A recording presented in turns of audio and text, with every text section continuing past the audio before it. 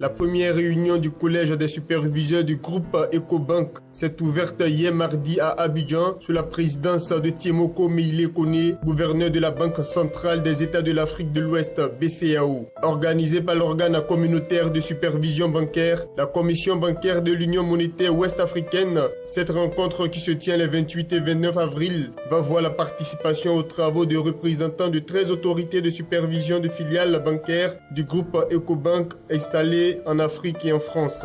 La rencontre devrait également constituer une occasion pour les superviseurs d'échanger avec les principaux dirigeants du groupe Ecobank et de formuler des recommandations visant une meilleure application de réglementation et délimitation plus précise des contrôles au regard des risques identifiés. Le Premier ministre Daniel Kablan-Duncan a procédé le dimanche dernier à Tengrila au lancement des travaux de construction de la route qui relie la localité de Bolona à celle de Tengrila, distante d'un peu plus de 22 km. Cette route, qui aura 2 bretelles, constitue la deuxième étape de la route Bundiali-Tengrila, frontière Mali. Cette seconde phase s'étend de Bolona à la frontière Mali en passant par Tengrila, soit une distance totale de plus de 42 km. Sa construction, financée conjointement par la Banque islamique de développement et le Trésor de Côte d'Ivoire à hauteur de 15 milliards de francs CFA, va durer 12 mois.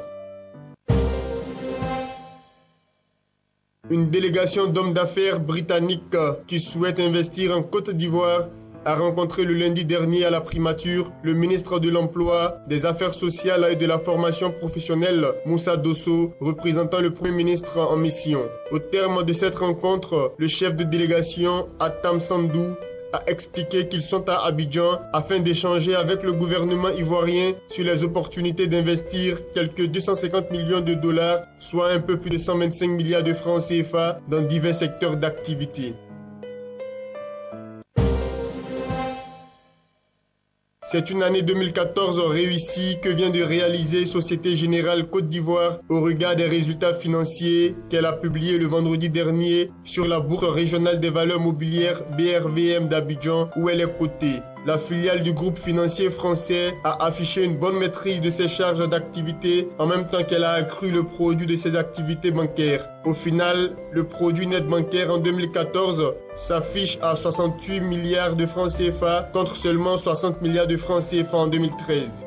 Société Générale Côte d'Ivoire a vu son bénéfice net plus que doublé, passant de 13 milliards de francs CFA en 2013 à 27 milliards de francs CFA en 2014.